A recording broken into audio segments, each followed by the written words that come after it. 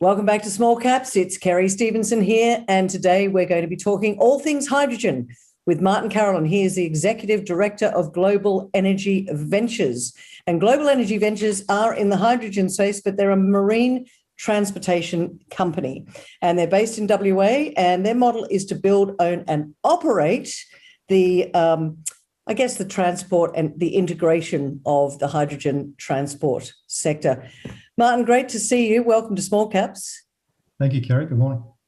Well, before we start, and in the interest of all our wonderful, fabulous subscribers out there, can we just paint a big picture? Because a lot of people are talking about the hydrogen market, and I think it would be good to see how that fits. It's been around for a little while, but what's your take on hydrogen? Because that's ultimately where your sector in the transportation of it. But let's just give a brief overview to our listeners out there.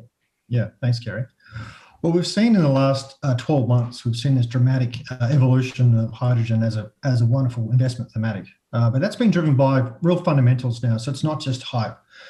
So you've seen governments in the last 12 months talk about fiscal stimulus, and they're now using that stimulus to achieve certain goals. And one of those goals is to get to a net zero target or emissions neutral framework. And so hydrogen is just one element of that. So there'll be many ways to achieve that. So what's that doing? So you've seen countries start to commit billions of dollars of capital towards downstream applications. So it's laying the platform for the application of hydrogen. So is it in the form of power, heat, mobility, different solutions? So that groundswell has now started to establish. And the technologies to implement that have been around for a number of years. So we're not seeing the beginnings of an EV type solution here. The application of fuel cells and other things have already been around for 20 plus years. Okay. Then you've got the upstream component. So obviously there are future forecasts for tremendous growth in the demand side. And so where's the supply going to come from? And so it really is being driven out of Europe and Australia. Australia has these 5 of the 10 largest proposed green hydrogen projects and some other blue hydrogen projects being proposed. So it will Sorry, Martin. What's the difference between a blue hydrogen project and a green hydrogen project? So green is where we're focused. So really, if you look at the backdrop here in my picture, so green is hydrogen produced from 100% renewable sources. Got it. Okay. And blue is traditionally come from gas-driven processes. Okay. So blue requires the transformation of gas with carbon capture to create this zero carbon hydrogen. So it still produces a hydrogen gas, but in a different format from a different source. Okay. So the world, from our perspective, I think we're focusing on green because that's where it's going to be. From a cost of production perspective, blue is still kind of leading the charge because it is a cheaper way. But we think about this in a long-term basis. Green is really where we're going to be focusing our attention to because that's where the winners will be. All right. And so why do you think that there's so much attention all of a sudden? Is it because of the zero emissions focus from governments at the moment, and this is one way of lowering emissions over time? Yeah, that's right. So national governments think through Europe, Korea, Japan, Singapore, other nations, Australia, and then that's led to the large energy majors and many other large industrial companies also now formatting these net zero targets. And to do that, they're looking at a number of renewable sources or applications. I mean, it can still be through the application of electric vehicles, renewables, direct production of renewable power, and also the application of hydrogen. So it is one pillar of that. It's not just the sole one, but groups have decided through research that hydrogen is one way to really abate the heavy industries that produce the predominantly large amounts of CO2. Okay, well let's dive into Global Energy Ventures, and as I said right at the start, ASX code, ladies and gentlemen, as you can see on Martin's screen, GEV, Marine Transportation Company. Could you just share with our listeners who are GEV and where have you come from? Why this focus? Yeah, so GEV has been around since late 2016, 17. So we've been focused on developing supply chains for natural gas, which is through our CNG Optimum ship. So we're, as you said at the beginning, we look to develop projects. We're project developers, not just developers of ships for charter. So we do the loading, the transport and storage and unloading. And so the use of compression has a unique and distinct advantage in applications, particularly in gas, but even more so in hydrogen. So we've been developing now a hydrogen supply chain solution, which we call the CH2 or compressed hydrogen. We announced that in late November last year. We've been progressing quite quickly through our first stage of approvals for ship classification, or what's called the class approvals. So we released just recently last month our approval in principle for that ship design, which is important because it sets the platform for our environmental safety and hazard status going forward. So the capture of hydrogen at pressure in our containment system has now been proved to be safe to move through to final design and approvals. So extensive analysis and hazard analysis to show that the chance of catastrophe is zero. That's an important point. Do you think that that's one of the things that people are concerned about, the fact that you're compressing all of this gas and there is the potential for, as you say, an accident? Well, we definitely have a lot of energy stored in our design. So that's one thing that we've been working with the American Bureau of Shipping for safety standards. So we had to demonstrate beyond reasonable doubt that you could mitigate any circumstance there. So our design is extensive. The safety factors are quite onerous. So we're very comfortable moving forward. So now we're just about convincing industry participants that our solution is indeed safe for design and ultimate construction. But let's talk about it, because the scoping study's come out, hasn't it? And it has actually found that your compressed ship is both technically feasible, but it's also very competitive from a transportation side. Yeah, that's right, Kerry. Yeah, so the objective was to, one, understand the application of our supply chain and then compare that against the alternatives. So typically export projects have been looking at either the transport in the form of liquefaction, or LH2, or indeed ammonia, which is prevalent today, which is NH3. So we wanted to demonstrate that our design, being a completely new vessel and application different to our CNG business, and where that could withstand in terms of volume and distance. So are we more applicable outside of these niche regions? And that's proven to be correct. So we're now moving forward, looking at opportunities to move material volumes of hydrogen from the Northwest Australia up to Singapore, which is 2,000 nautical miles. Right. It was deemed that we were very competitive against the alternatives in the form of delivered hydrogen on a levelized cost basis. And we were actually pleasantly surprised that we were still in the mix or competitive up to a distance of 4,000 nautical miles. So that's a real step change from our CNG business, which is really limited to that 1,500 nautical mile range.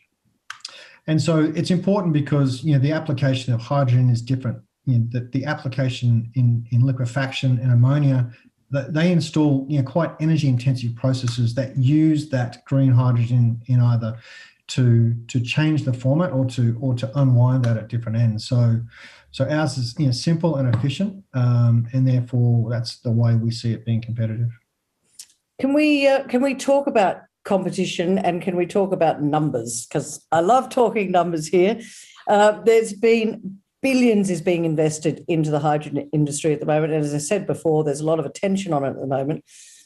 Just in the way you talk about the ship, it sounds to me like this could be quite an expensive thing to design and build and ultimately get there so that you're starting to get a return on the investment. What are we looking at in terms of that?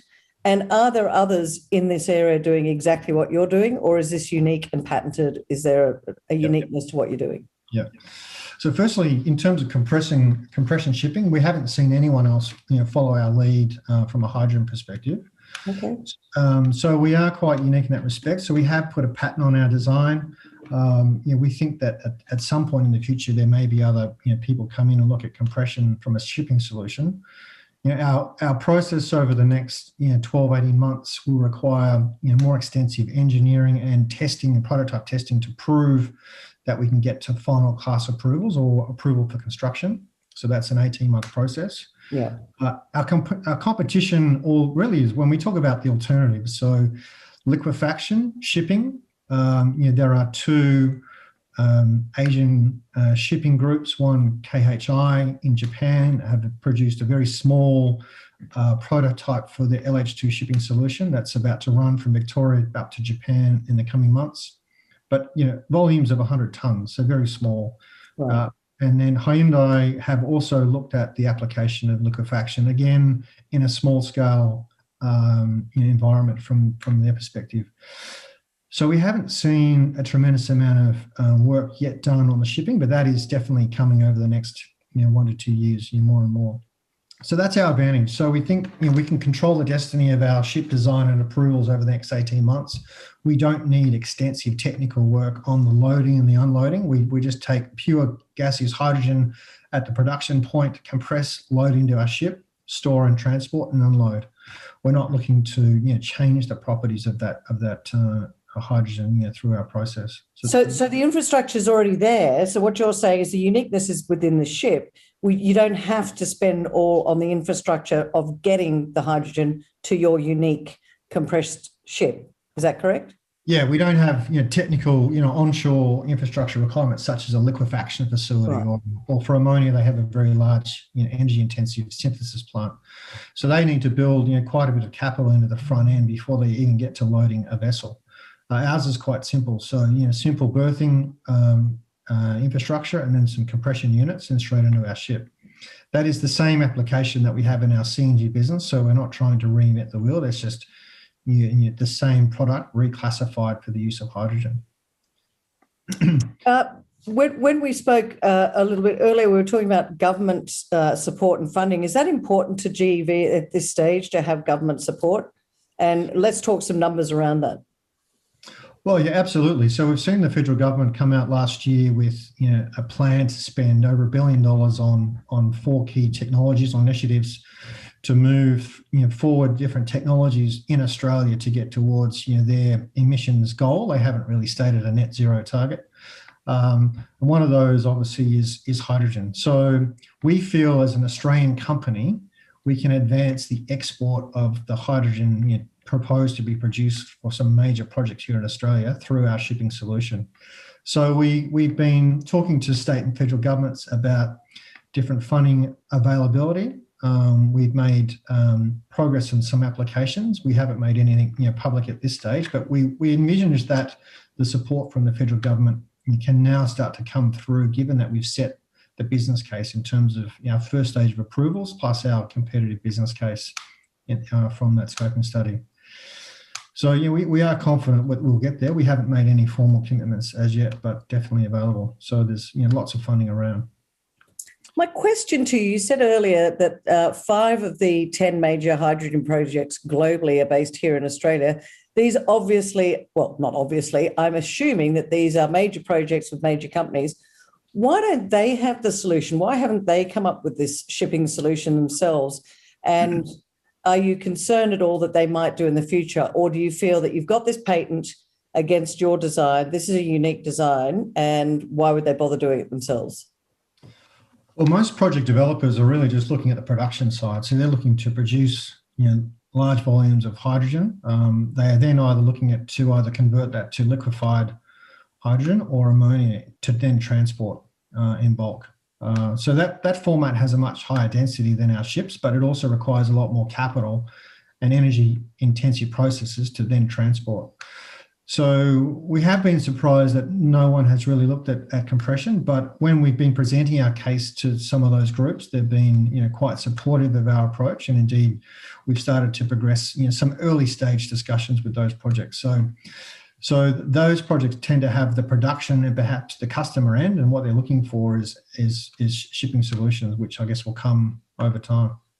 Could you see any of those companies, those major projects, potentially coming into a joint venture to help fund this transportation element of their project? I think we can. Yeah, we're delighted to partner with any major company. There are a number of groups that we're talking to. Think from the Midwest of WA up to Northern Territory and down to Gladstone. So there are a sufficient number of projects for us to start talking to. And indeed, we made some initial announcements just last week, in the last weeks, about the potential for the development of our own pilot scale production facility. So that's producing renewable energy from wind and solar at a site, I think, in the northern part of Australia, to produce the green hydrogen and then load onto our demonstration ships and up to an Asian market. So we are now in the process of scoping that opportunity out for ourselves. There's lots going on here, Martin. I've got to ask the question, where does the funding come from? As an investor myself, I'm kind of looking at this going, there's lots of moving parts here. And I also want to touch briefly before we finish on your CNG business and where that fits into the bigger picture, if you like. So let's talk numbers. Yeah, sure. Well, we have raised funding recently. We raised a bit over $6 million a month and a half ago. So at the conclusion of that raise, we had $8 million. So that's definitely sufficient funding to get us through the calendar year and execute on some of the activities that we've spoken about. So yeah, we don't need funding in the near term. We're hopeful of getting some supplementary funding out of some government organisations going forward, and perhaps it could come under the joint venture partners prospectively as well. So our plan is to continue to monitor that cash flow. That is going to be sufficient for us this year, and then into next year, hopefully we've materialised one or more of those project opportunities to talk about specifically what are the next steps for us to advance the commercialisation. So I guess that would be the next point. I mean, the opportunity here is quite enormous, Kerry. I mean, in the world of LNG shipping, there's some 600 ships that run around the world today moving LNG. There are no hydrogen ships. Oh. So if you believe that the market of hydrogen is going to come over the next 10 to 20 years, what would be the number of ships required? It's going to be a phenomenal amount. So there is really a great opportunity from a compression point of view to install our CH2 ships as one transport method, as well as the LH2 and the ammonia and other formats that are being proposed.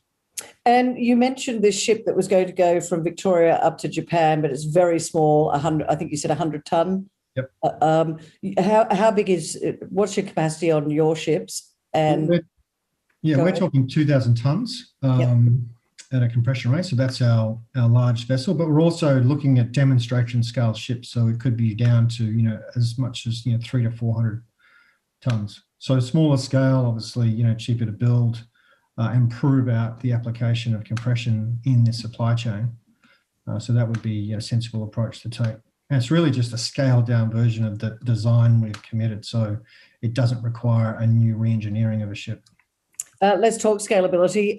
Does it take very long to build and fit out these larger 2,000 tonne ships? I mean, can you scale up pretty quickly once you've proven that it works? And then, the hydrogen market starts to get bigger. They need more ships. They need them more quickly. Can you see that is it cookie cutter, I guess is what I'm asking? Well, yeah, absolutely it is. So I think we'd be scaling ships and the fleet of ships according to the project size. But once you've built your first one or two or three in terms of a fleet, obviously the capital costs required, should be getting lower just through the efficiencies of that period. To build a fleet of ships, we haven't sized that up with a shipyard as yet, but it would be similar to our CNG vessels. 4 to 5 ships is a 2 to 3 year construction time. But the lead time on the development of any of the renewable assets to actually produce first the renewable energy, then the hydrogen, is still a 2 to 3 year time frame, or 4 or 5 year for some of the larger ones. So we're still within the time frame of meeting the market. I guess that's the most important thing. It's very important. Can we just touch? There's two last things before we finish, Martin, because I know that you're a busy guy. Your CNG business, because as an investor, that's part of Global Energy Ventures. Can you just touch on that for me, and then we'll ask some couple of investor questions? Yep, sure. Yeah, so our CNG business, we spent 3 to 4 years developing that. We are through all of the necessary approvals and the technical design and application. So we're now working with energy majors, particularly in Brazil and some other regions, about commercialising that ship and the supply chain. So, as a company, we've spent upwards of $20 million. We're not looking to do any more R&D on that supply chain. It's fully developed. So really, we're looking for the decision to include a fleet of CNG ships into the final feed of an energy major's development project. So, that's still an exciting stage for us. We haven't walked away from that business at all. Okay. So it still lends an opportunity. But, it's been the foundation for us to quickly evolve into hydrogen as well. So it still has a key role for us. So with the CNG business, that's still ongoing. You haven't sort of parked that and said, no, we're focusing on hydrogen. Well, what's the time frame to get that fleet up running and potentially to have some revenue within the company? Yeah, I mean, revenue is still some years away. So we're hopeful of in this year getting a feed level decision by a major. I guess that would lead to a construction decision in 2022. Right. As I mentioned to you, a fleet of 3 to 5 ships is a 2 to 3 year process, but that aligns with the development of the upstream projects as well. So first revenues on the CNG side wouldn't be until perhaps 2025. Okay. Yep. But the value creation is really in the advancement of an energy major taking on our solution into their project. At a market cap of $40 to $50 million.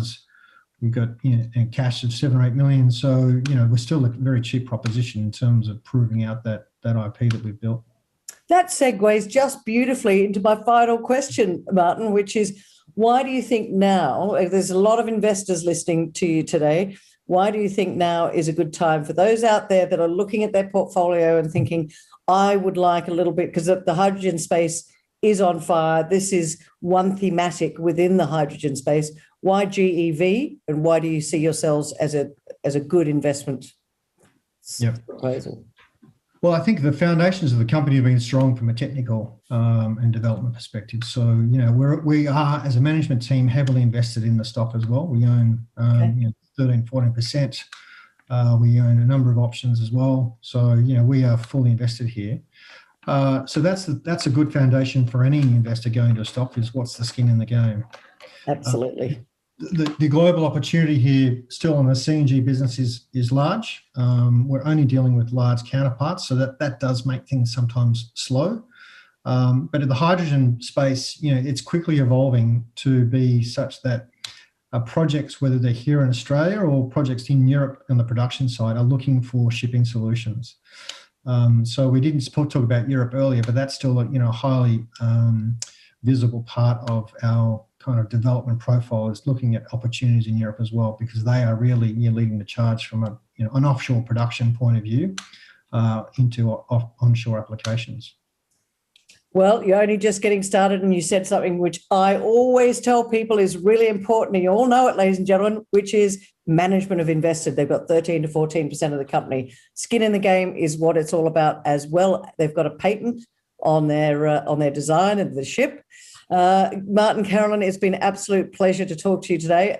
You got a lot on your plate. I know that it's busy time for you. I really appreciate you joining us on Small Caps today. Thank you, Kerry.